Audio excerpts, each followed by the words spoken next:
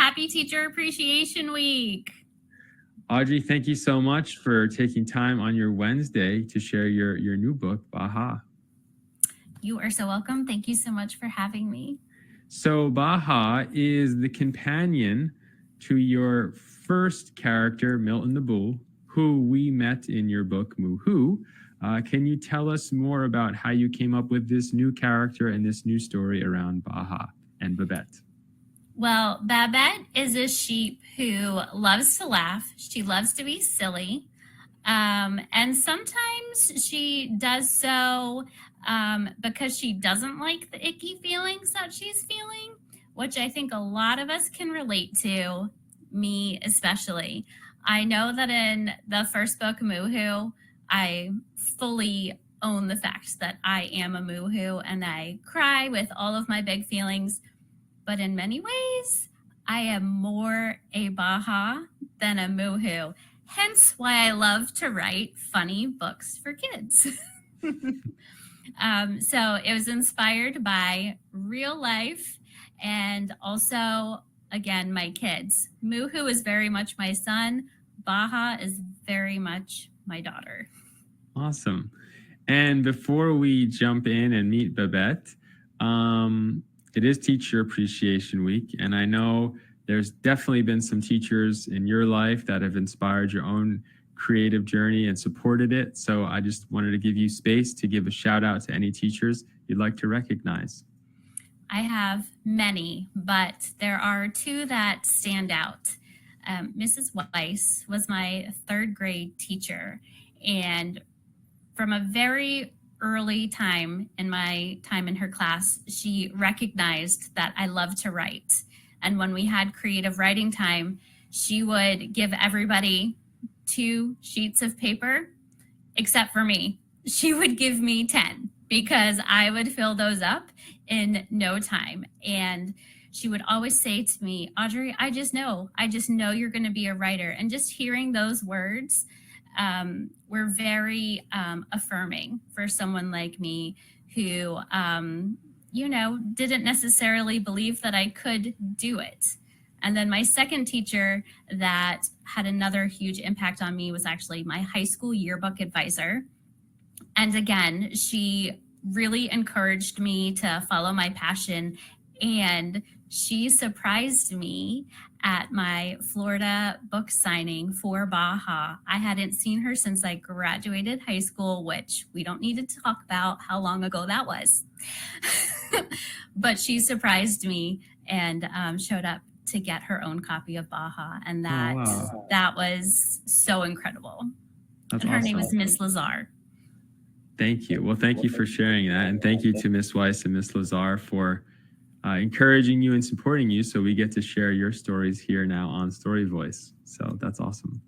All right, well, I'm going to move our videos off the screen here so we can get into the read aloud, and also turn mine off. So I'll fast forward to the title page, and when you're ready, Audrey, we can begin. Sure.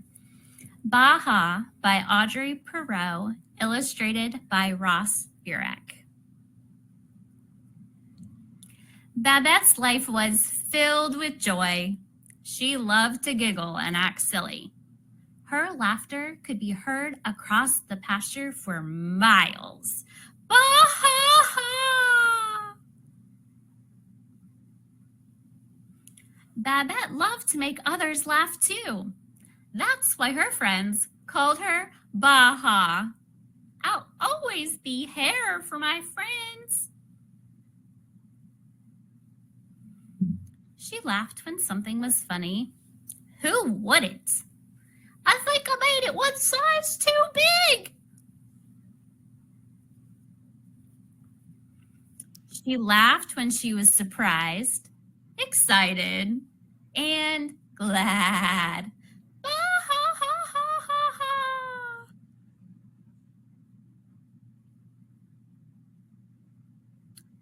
But Babette also laughed when nothing was funny.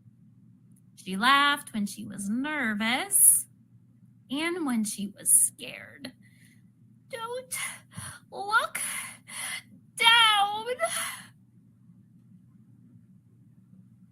She even laughed when she got in trouble, which got her in more trouble.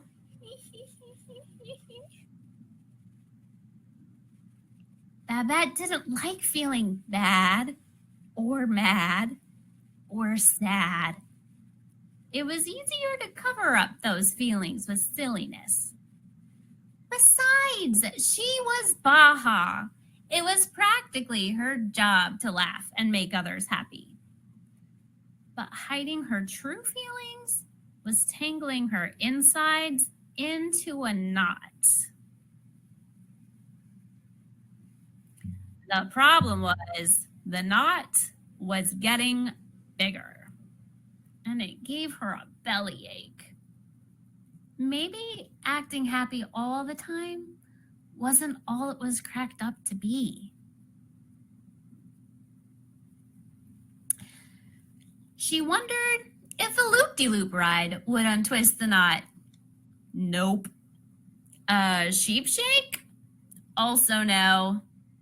Even a quiet day of knitting didn't help. If laughter is supposed to be the best medicine, why do I feel so yucky? Story friends, we're going to pause there for a second and ask you a question you'll see on your screen. At this point of the story, what advice would you give Babette? We're going to share some of your ideas, and then we'll keep reading to see what Babette learns from her other friends as we keep reading here. So we'll see what you have to say. Mrs. Avila's class is saying, it's okay. Just take a deep breath. Let's see some other ideas. One classroom is saying, it's okay not to be happy all the time. All right, let's see some other ones. Lots of take a deep breaths. Talk to your friends about how you're feeling. It's okay to have sad feelings. You don't always have to laugh. Offer a hug. Yeah, these are some great ideas, story friends. So I will turn the page, Audrey, so you can keep reading for us. Okay. I like this one from Mrs. Daly's class. Show your true self. Let it all out, from Mrs. Daly's class. All right, cool. She felt the knot tighten and tried to laugh it off. But this time, it didn't work. BaHaHa. Are you okay, Babette? Milton asked. She put on a big fake smile. Of course, positively perfect. I really couldn't be better. It's actually laughable how happy I feel. La la la, BaHaHa. But as she rambled, her eyes filled with tears that spilled down her cheeks. It's okay if you're not okay, Babette, Wanda said. The funny thing is, you don't have to be funny with us, Milton assured her. We love you for you, Wanda added. As the twists in her tummy unraveled, her jumbled feelings tumbled out, and Babette could see them more clearly. She pulled the wool from her eyes and, with tears streaming down her face, let out the happiest, silliest, truest giggle.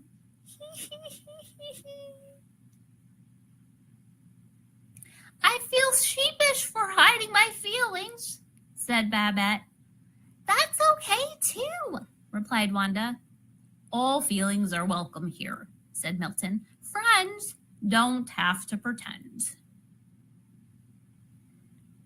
From that day on, Babette let all her real feelings show. Sometimes laughter was the best medicine.